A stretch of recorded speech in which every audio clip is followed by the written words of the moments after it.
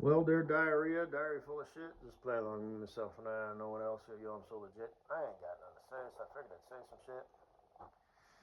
I'm back on my bullshit.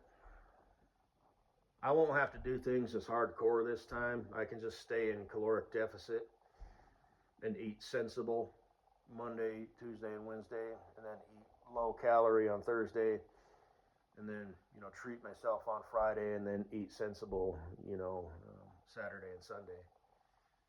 And pre-make all my meals. I think that's what I'll do today. I'll have to go buy some shit because I got food, but it ain't stored or it's frozen. I mean, so I'll let that thaw. But in the meantime, I'll go buy me, some chicken breast and make me some food for today, and then cook other food. But so that's cool. Do the treadmill. I can start doing the weights now. I can up my protein intake. Still haven't bought my motherfucking bench press. It's because I can't stay on the wagon for more than about 2 months, and then I fall off. And when I'm off the wagon, I'm not really thinking about buying my bench press, but because I would like one. I like them. They're good for, you know, I don't know why, but it's like push-ups. Just it's almost like they're different. I don't know, but I want a bench press, and I want to be able to do the leg extensions where I can raise my calves and then flip over on my stomach and raise them the other way so I can get the front and back of my legs. Now, apparently, you do get those with squats and stuff for some reason somehow, but I would like to do it, with the old way.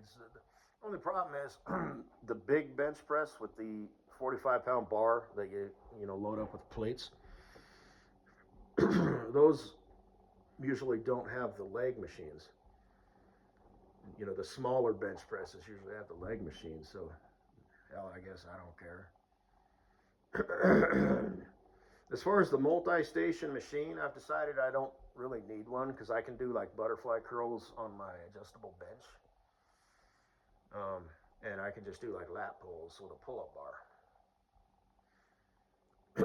So I'm thinking about that machine and how it was set up. I really don't see myself using that machine for anything unless it was the only way I could get the leg, you know, curls, for lack of a better word. Um, but and I'd like a squat rack just because squats are good for triggering testosterone. I do body weight squats, but it's like blah. So I've already got a weight rack, and like I said, my weights I've got 15, 25, 35, 45, and 15 or 55. So that's really enough in the free weights department. I mean, every now and then, like I said, if you're wanting to bulk up, go ahead and get you a full set so you can do that. Those 5 reps, with 100 pounds, blah, blah, blah, whatever, incline, press or whatever. Okay, fine. But then get me a mirror, put it along the wall there. Got the treadmill.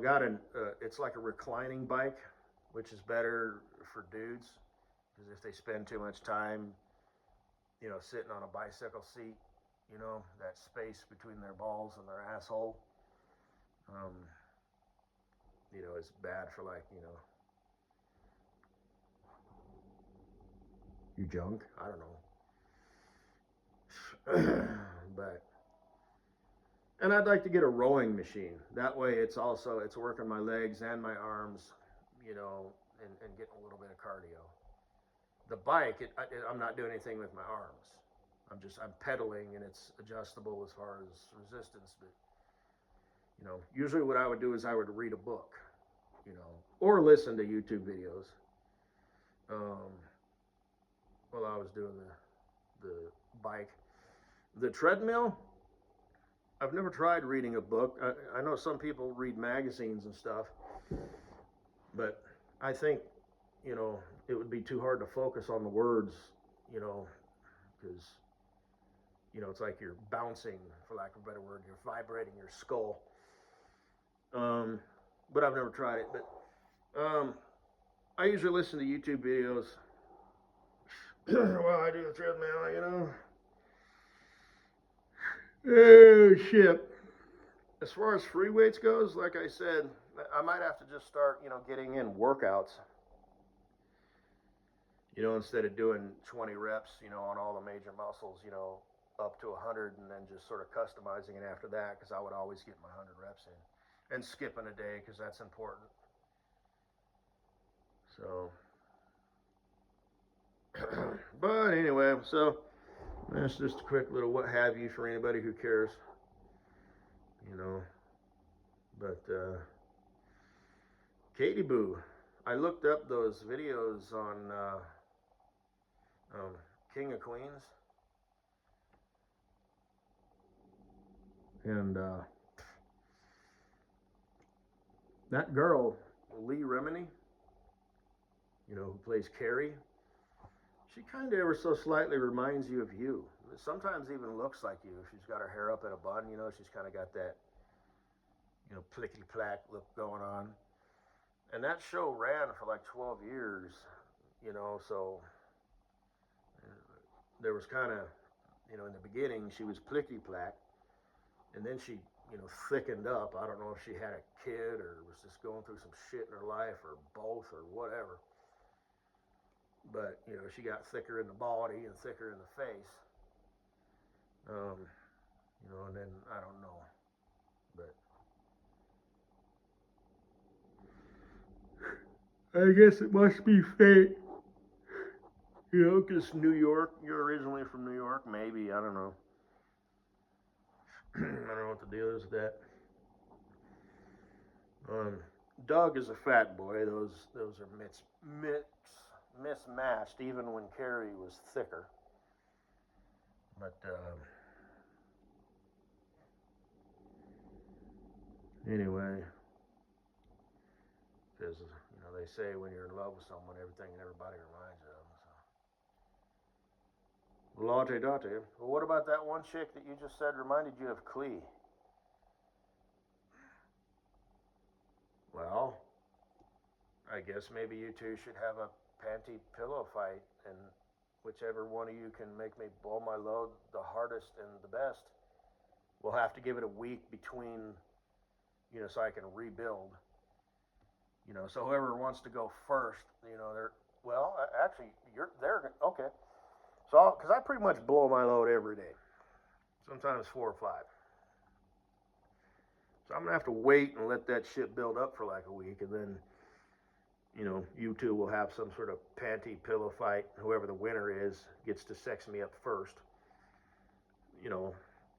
But then whoever goes first, it's like, well, she's got a disadvantage because because she's going first. It's like, no, it's not necessarily how that works. I know that's how it feels. Once I get my hands on you, you won't even care about her. No, that's not fair. So.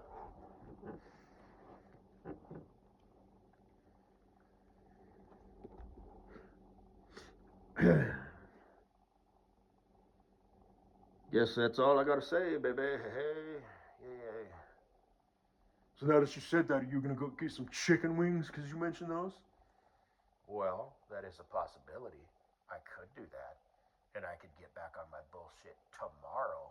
I could do that. Anyway. Is that what you did? Is that what you went to New York? Is that what you did? I don't know. Because I just got it in my mind because you said, I'll be back. Like you were going somewhere. Anyway. Like I said, your new man, your new Wonder Boy was probably taking you to meet his parents. So. Then you had a Super Bowl party and he introduced you to all the boys. And he was such a gentleman. And all of his boys are like, this motherfucker, he's putting on an act, dude. He's not being so. Usually he's the hold my beer, guy, but now he's with this new chick. He's all on his best behavior. Look, the motherfucker even combed his hair and tucked his shirt in. You bullshit, Bob. What the hell? I guess pussy just has that effect on dudes, doesn't it? So, anyway. That's the game, though. That's the game. Embrace it. Because it doesn't change. It's been the game forever. It'll always be the game. Gotta impress her. Then I start farting in front of her and shit. Babe, do your shoes belong in the middle of the floor in the living room? Well, they don't necessarily belong anywhere, but that's just where I decided to kick them off. Sweetness. How about you shut up, make me a sandwich, and suck my dick? Oh, that's my man. Yes, okay. I'll make you a sandwich. I enjoy making him sandwiches because that's the feminine energy, and that's me. I bring the feminine energy to the table. I serve him, adore him, love him, build him up, make him feel good sexually, spiritually, emotionally. It is my role in life to bow before my man. And I love it, because I've been single for extended periods of time. And I realize that especially if you can get someone, even though, it's the whole typical, saw the branch off, you're sitting on, Tim the Toolman Taylor shit. At the end of the day, he's still pretty masculine, and he's a man and shit. And he fucks me, and he holds me, and we share the same bed. So, yes, I will make him a sandwich and suck his dick, and he can leave his... Or maybe she wants to... But,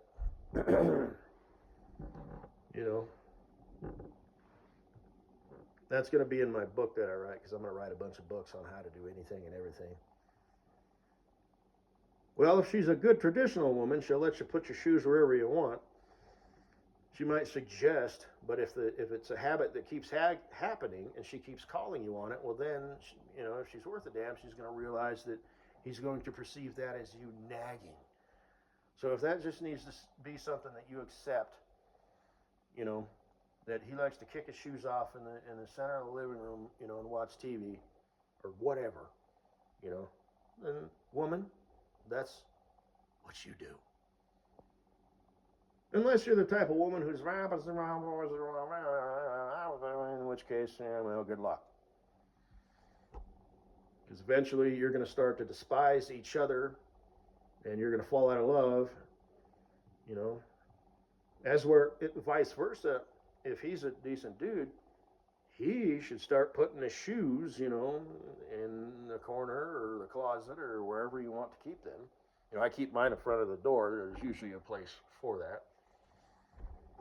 But by default, the man, the king, the boss, the patriarch, dun dun dun, or whatever, if he wants to leave his shoes on the carpet, then, that should be a hill that you're not willing to die on as the woman. But vice versa, on the flip side, if you're the dude, she shouldn't even have to fucking tell you to put your fucking your shoes, where they belong, and your keys where they belong. Honey, where are my keys? Where'd you put them last? Well, if I knew that, I wouldn't be asking you where I put them. Be the guy who is organized like that, and then she can find other things to nag you about. But just be mindful of that, because that's what it's called, betatization by 1,000 cuts or whatever, where she starts, talking about, the socks, the whites should be now with the darks. I'm sorry, I wash all my clothes together, but that's how I thought things were supposed to be done. So, because they use that, Mr. Longhead uses that as an example. Within reason, right? It's like, okay, well, all of your dark boxers need to go in this basket, all of your light boxers need to go in this basket. Then it's like, no, shut the fuck up. All the socks and underwear go in this basket, and all the shirts and pants go in this basket. Woman, what the hell's wrong with you? But again, I guess, still you can understand. Well, because like I said, I washed all my socks with the pants and shirt that I soaked in that green dye, and all of my socks turned green, and some of them were red for some reason. I don't know where the red came from. So I'm just saying, you know, you got to pick your battles, you know. But because you do need to be careful. You know, it's like it's not a big deal. You know, she stays at home. You know, especially if she wants you to, you know, put your laundry, organize it, you know, in a laundry basket a certain way, then do it. It's a reasonable request. But if it's not an unreasonable request and you keep giving in to them, well, then she's going to expect that. You know, so, you know, just, well, really, it's nice to be able to just kick them off. It's like it's like a, you know, unbuttoning of the first button after Thanksgiving dinner. I get home, yes, I could, you know, but that might be like his argument. You know, it's like that's part of it, babe. You know, I sit down, I crack open a beer, and I kick my shoes off, you know, with the heel, and I just boom, boom, toss them out there, you know, and it's like it's part of my routine. You know, and she should respect that. And then when I get up and walk anywhere, I will pick up my shoes and I will deposit them by the door. But I like to keep them on when I get home, as long as they're not dirty, and kick them off when I sit in my recliner, recline back, and crack open my brew. To watch TV for like no more than, you know, maybe 2 hours. Maybe you want to watch a football game calmly and in control of yourself. Like I said, I'm not a sports fan, but if I was, it would definitely be football because of the different combinations of, you know, players that make it happen. Versus every other sport, you know, every other player can play every other player's position. You know, you give a linebacker the ball, it's like, that's it. You know, you need 5 or 10 yards to give it to that guy, you know. But anyway, I think it's funny, or I used to when I was a kid, and I used to watch football more. You'd see like literally a lineman, not a linebacker, you know, who can move, but a lineman, you know, that's 375-pound, you know, 6'3" Bubba Bear, just whoosh, whoosh. It's funny. And then, like, depending on how far he makes it, if he gets tackled or even makes it to the end zone, you know, it's like, oh, you know, just sucking wind, you know. It's funny, bro. But anyway,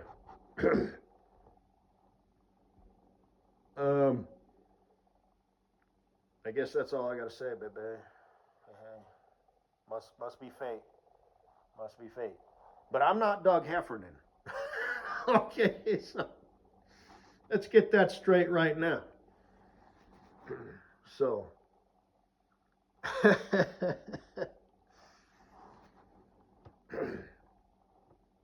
but yeah, little Miss Plickety Plack, I could see that.